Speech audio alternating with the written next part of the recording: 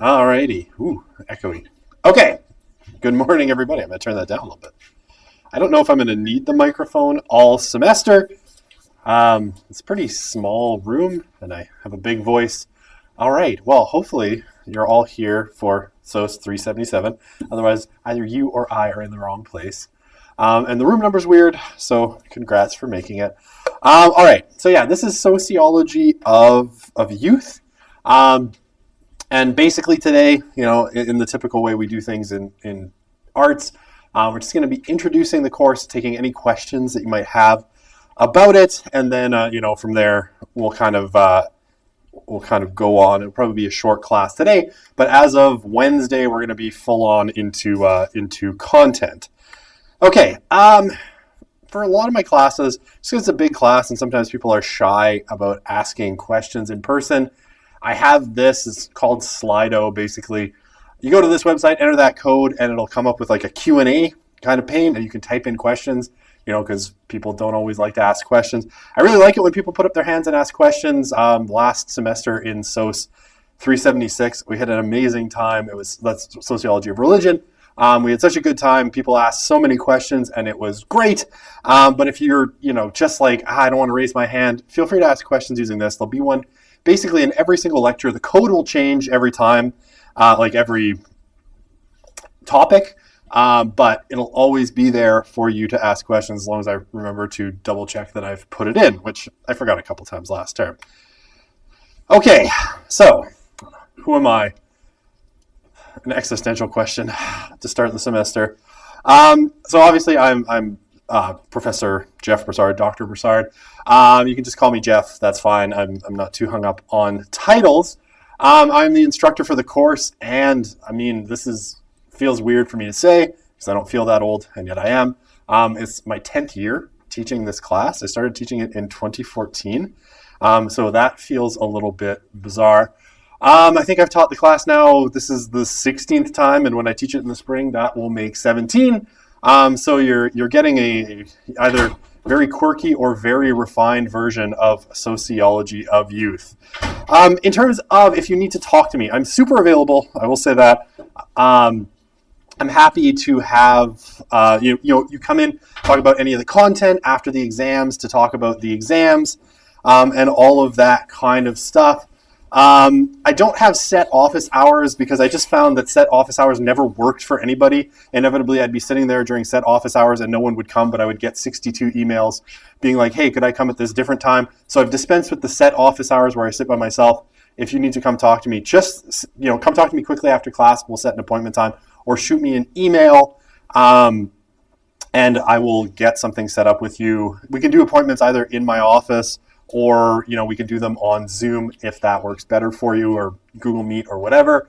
Like I said, I'm happy to meet with you.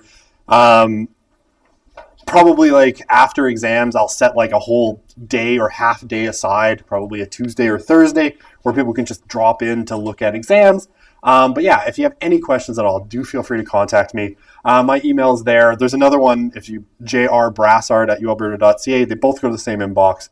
So don't get too panicked about that. I will say my email is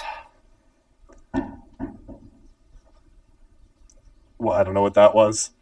My email, maybe it's a drum roll. My email's a disaster area.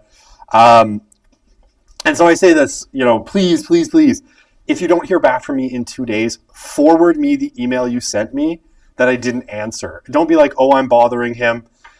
Even if that's true, it's my job. What happened is, on average, I get somewhere between 75 and 100 emails a day. So it quickly moves down the pages. And if I miss it by like 2-3 days, I might miss it altogether. So please, if you don't hear back from me 2 days, like 48 hours, it is important to me. I did forget. I lost your email. I'm sorry.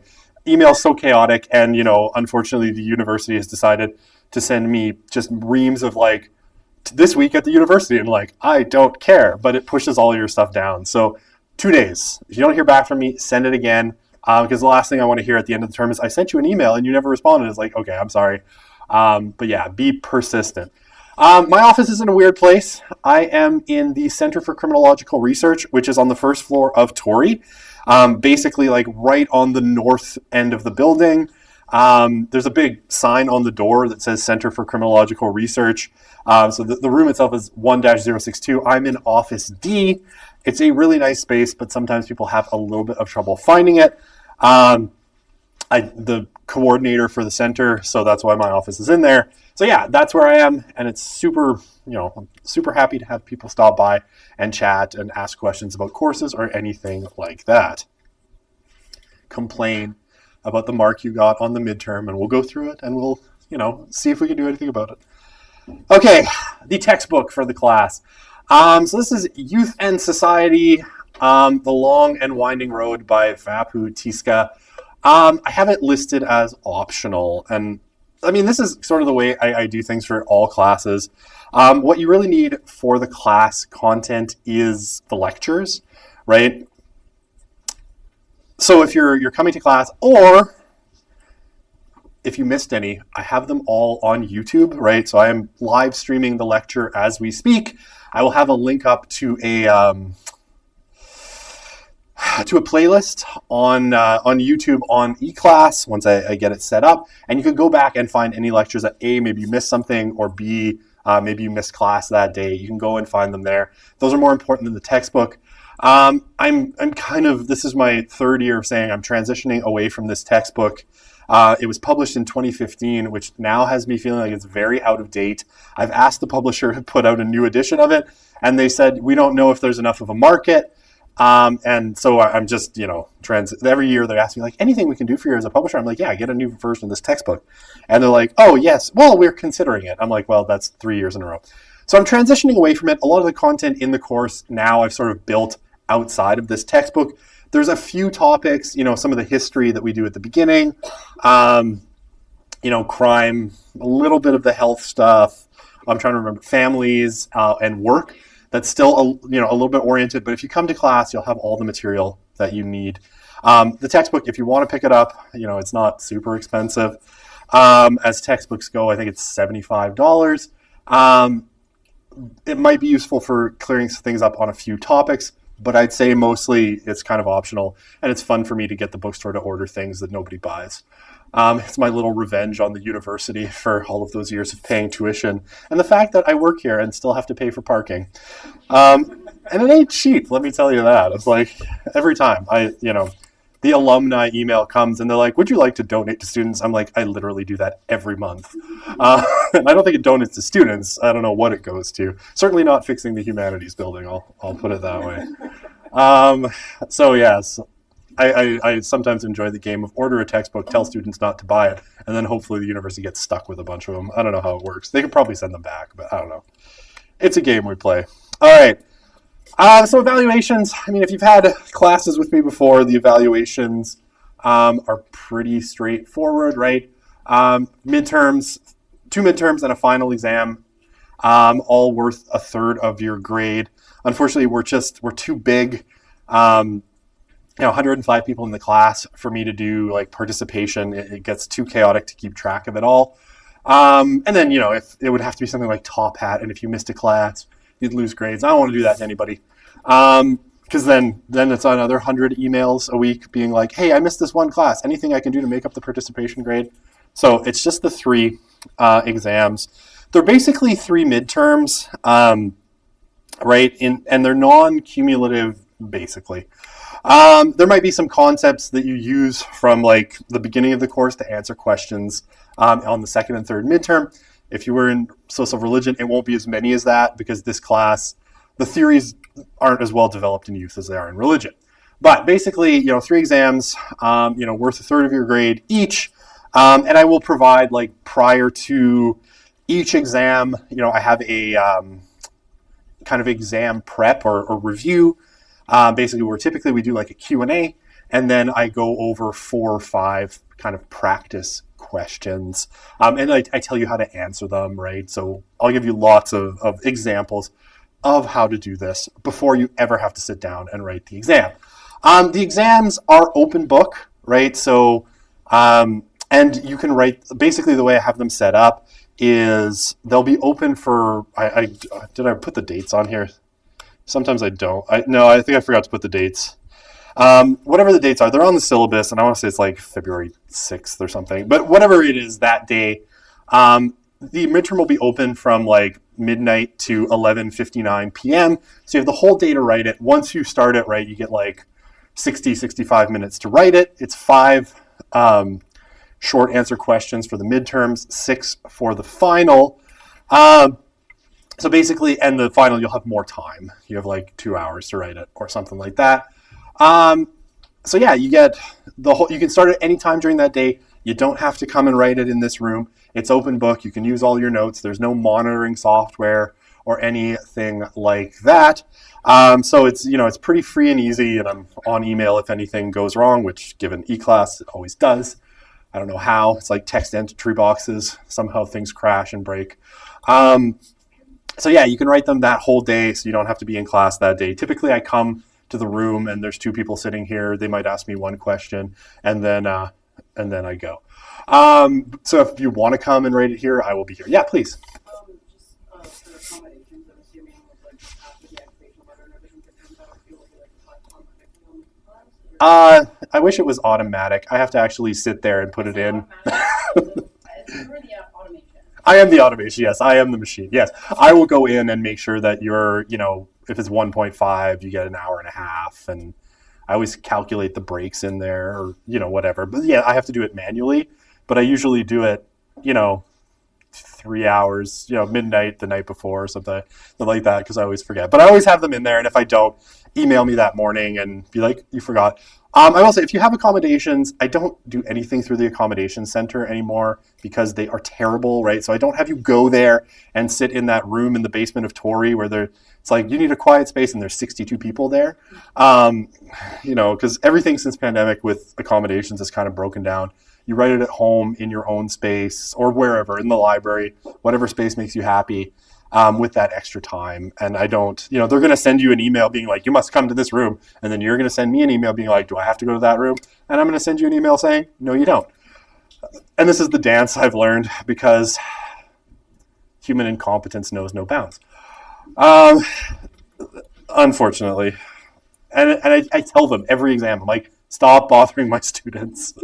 I have this, I've got it. I've got everything under control. And they're like, so would you like them to write in this room? I'm like, no.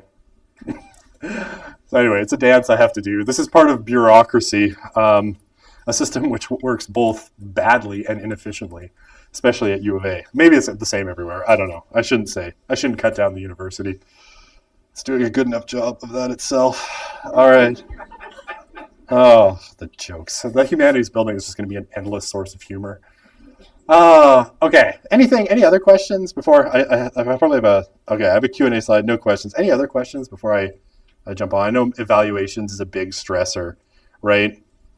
Like I said, concepts will carry over, 5 or 6 short answer questions, and I'll show you there. It's not like you have to write an essay, right? It's a couple of paragraphs to answer each of them. I'm, as you might see on the syllabus, I have a note, I don't know if it'll stand up legally, that you can't use, Chat GPT or any other generative AI.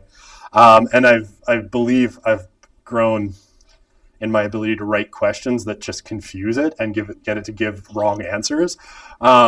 Source of Religion was hilarious. I could just tell. I was like, oh man, you had no idea on this question and you tried ChatGPT and it gave you gibberish. So I will be writing questions in such a way as to confuse ChatGPT. So yeah, 5, 6 questions, 5 for the 2 midterms, 6 for the final. And yeah, pretty straightforward. Any questions? Atol? No, you're good. Okay. So what are we going to talk about in the course, right? Kind of generally, obviously, we're talking about youth. Youth is kind of our, that's the title of the course.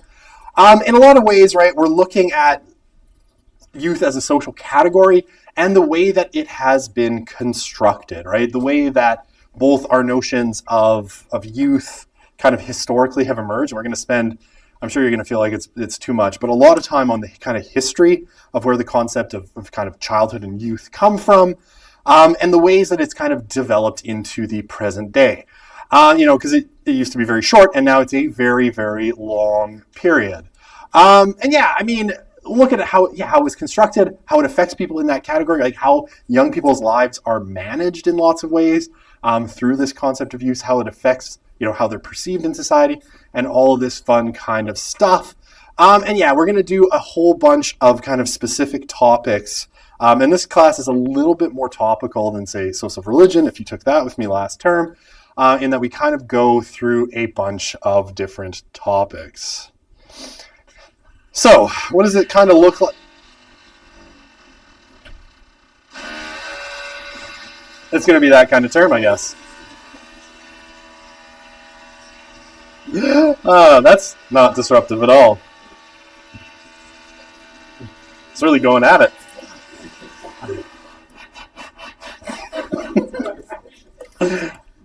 Why do I always get the classes that are next to construction? It's like every term. Okay.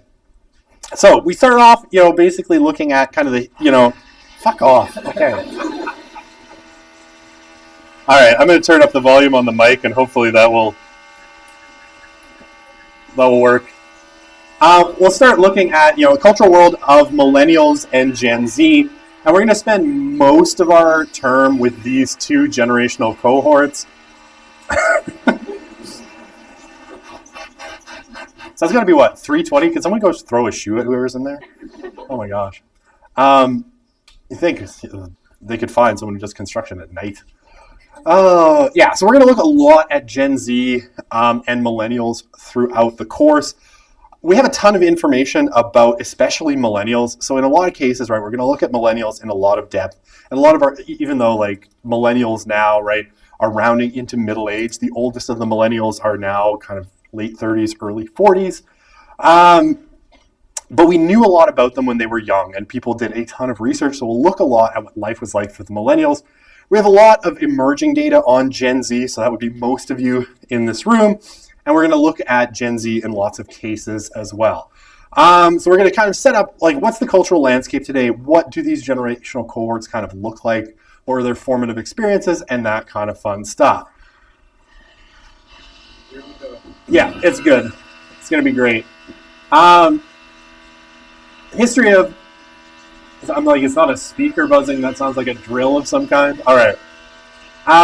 We're going to take a big look through the history of childhood and youth. Like, we're going to go back to the late... I know, it sounds crazy. We're going to go back to the late Middle Ages and look at basically where this concept sort of came from, what it looks like, all the way basically to the present. First through a part of a book by Neil Postman called The Disappearance of Childhood, and then, the history, basically from the textbook, kind of looking at what it looked like into the kind of mid-2010s. And I may grab some pieces from a recent book by Jean Twenge called Generations to kind of update where Tiska's book leaves off. It's not disruptive at all. Imagine if they were teaching a music class in here. Like, listen to the tones of the drill. Okay. We'll take a look then at families, socialization, and education, right? These 2 big kind of... Did you get it? these two big institutions, families and education, that really play a major role in socializing young people. And that we should get through those, and that should be the first midterm. Okay. I'm sorry. Just a short burst to start. It just cracked me up. We're going to look in the second part at work, religion and spirituality, and sexuality and intimacy. So these are, I think, interesting ones. Work mostly out of the textbook with a little bit of updating. And then religion and spirituality is my own kind of cocktail creation. Because weirdly, the textbook, and no textbook I've ever seen on youth, has a unit on religion and spirituality, which tells you something that sociologists, for the most part, according to Rodney Stark anyway, don't actually think, because most of them are irreligious, don't actually think religion and spirituality are important. So we'll do a whole unit on religion and spirituality. If you took SOC of religion, this is going to look very familiar to you. I'm sorry. But yeah, it should be fun. And then we'll take a look at sexuality and intimacy. And mostly here, focused on kind of the media around, like, the mediated changes, especially having to do with smartphone culture, that's changed the way, especially Gen Z and late millennials kind of experience sexuality and intimacy. So we're going to look at, in very non-explicit terms, the effects of pornography, kind of the prevalence of it, and then things like dating apps, hookup culture, and the overall impact of those things on kind of the way young people experience kind of sex and intimacy in their lives. And that should be all that's on midterm 2. I've never in my entire life actually hit things that consistently. SOS 100 is the worst, where every semester somehow it ends up completely different. Like last term, I dropped 2 topics from when I taught it in the winter the year before. I don't know how it goes. Sometimes maybe I just get more verbose in my old age. All right, so we'll end off the course with kind of essentially 5 units. Crime, right? So we're going to talk a little bit about crime and criminality amongst young people. Youth and health, which is mostly now transformed into a unit on mental health, because the mental health statistics coming out of the research now on Gen Z are really, really interesting, really concerning, but really interesting. So it's going to be mostly on kind of mental health, and I've really changed that unit last year. I'll probably change it some more. And then kind of 3 units on youth and technology, specifically, smartphones and social media. Now we're hammering. It's good. I can imagine they're probably putting in some kind of anchor into the wall, so hopefully this isn't an everyday thing. So youth and technology, we'll kind of take a look probably at the end of the Postman book very briefly, just to see where he thought technology might ultimately undermine this notion of youth and childhood. But then we're going to pick it up with Jean Twenge and her book iGen, which came out in 2017 and looked at the effects of smartphones and social media on Gen Z. And my hope is, this is going to be very tight, but my hope is to do the last unit on a new book coming out from Jonathan Haidt. It's actually coming out, I think, on March 20th. So I'm going to get it on my Kindle and read it all in one day and then build a kind of lecture series around it. Haidt's doing really interesting work. The book is called The Anxious Generation. And again, all about how smartphones and social media and the combination of these two things really are sort of wreaking havoc on youth mental health. I'm going to try to get in touch with him. I don't know if he'll answer. He's very prominent, and see if I can get an advanced copy of the book. If not, I'm going to blitz through it the day it comes out and read, it's Harry Potter at launch or something. And try and get it all in there. So try to get the most recent research, and I think Haidt, along with Jean Twenge, are doing some of the more interesting work on kind of smartphones, social media, and young people. And basically that, will be what the course looks like. Always, right, if you have any questions or if you have any concerns about how I'm teaching, right, something I'm doing that's making you a little kooky, just let me know. And I'll try to redress them as best as I can. And sometimes I'm doing stuff that annoys people that I don't even know about. So just let me know. And I always give the example, like one of the first classes I taught, which I guess is now 10 years ago, I used to put everything on really colorful slide backgrounds. And someone was printing the slides out, which people apparently still do. And they're like, your colorful backgrounds are killing my printer. So I changed everything to black text on white backgrounds, and that seems to make everything better. I guess the other thing I would say is I want everyone in this class to do as well as you want to do in the class.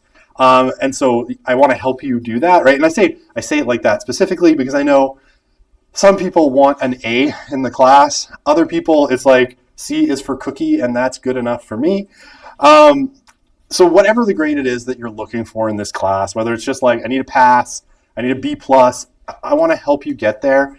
My caveat is I can't help you get there the last day of the course or after the final exam grades are released, right? You need to come talk to me and let me help you during the term. I'm happy to do anything at all, like, talk to you about concepts, clear things up, anything like that. I guess one other thing.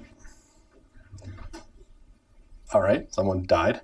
The other thing I will say, I do have to, unfortunately, the way they've scheduled me this semester is I'm scheduled for 3 classes back to back. So right after this class ends, I have to sort of pack up and move over to the education building where my next class is.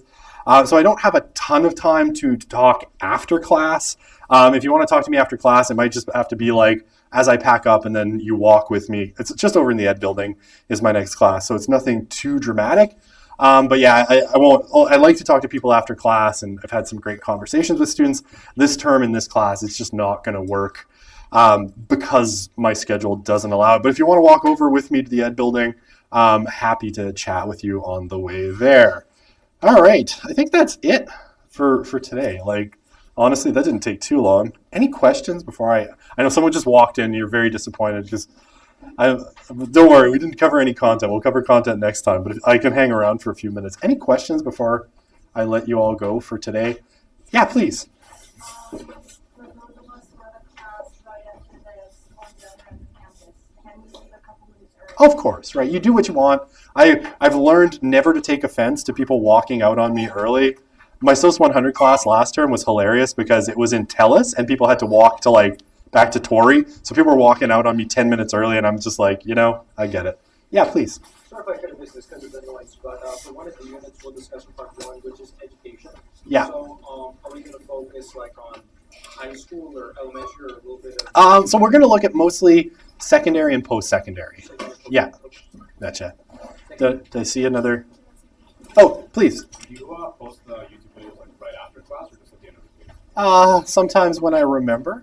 So if I've forgotten, you can send me an email and be like, hey. Because, there's a lot going on, right? So I try to get them up as early as possible, but I don't always remember. And sometimes I'm just lazy. All right. Yeah, you can come, this question, you can come talk to me before class while I'm setting up for sure. And I'll probably be here, I don't think there's a class beforehand. I'll try to be in the room a little bit early if I can. All right.